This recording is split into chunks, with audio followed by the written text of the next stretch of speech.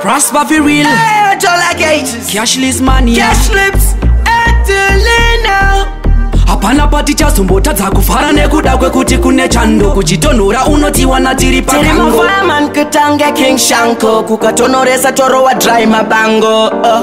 DJ Kata tawachenyu samsamba azvititadze kufara nekuti kunze kune coders vataurire bobas goma nemadry mouth kithi nagaza besi nemaruwe taplaza azvititadze kufara nekuti kunze kune coders vataurire bobas goma nemadry mouth kithi nagaza besi nemaruwe taplaza samise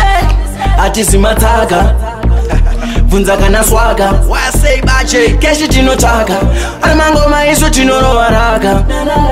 vataurire chose 01 tinotsvagwa tipererwe nemaplan zvimaraunzi kwatiri imishani ende pakutsvaga tikundikafara nekuti kunze kune coders vataurire bobas goma nemadry mouth kithi nagaza besi nemaruwe taplaza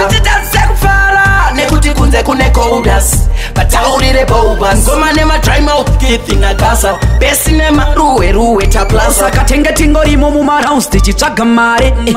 hapana wari ende futi takatendeka isusu tinokudza mwari pane mari pese hatisare isusu zvedu zvakarongeka vaudze dolagieta kuti pese patasvika vakutotikieta hatisare kumashure togara tiri palidi tsabwe usadzore spidi nekuti kunze kune coders edelino na prosper komungatitesei atimire kufara kunyange zvaitasei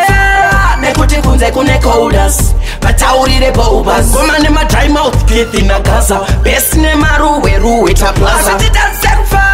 nekuti kunze kune coders vataurire bobas goma nemadry mouth kithi nagaza besi nemaruwe taplaza zvakatangira mumastreets zvikapinda muma10 ndokuwaipa kwelevel zvimangoma zvaita kuti tipfeke level chikafu chakanaka takugarira patable but ndazvibona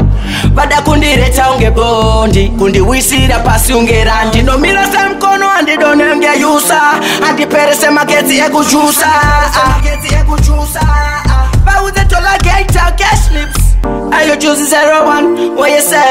say azvititadze kufara nekuti kunze kune coders vataurire bobas goma nemadry mouth kithi nagaza besi nemaruwe taplaza azvititadze kufara nekuti kunze kune coders vataurire bobas goma nemadry mouth kithi nagaza besi nemaruwe taplaza kufara titorima number 1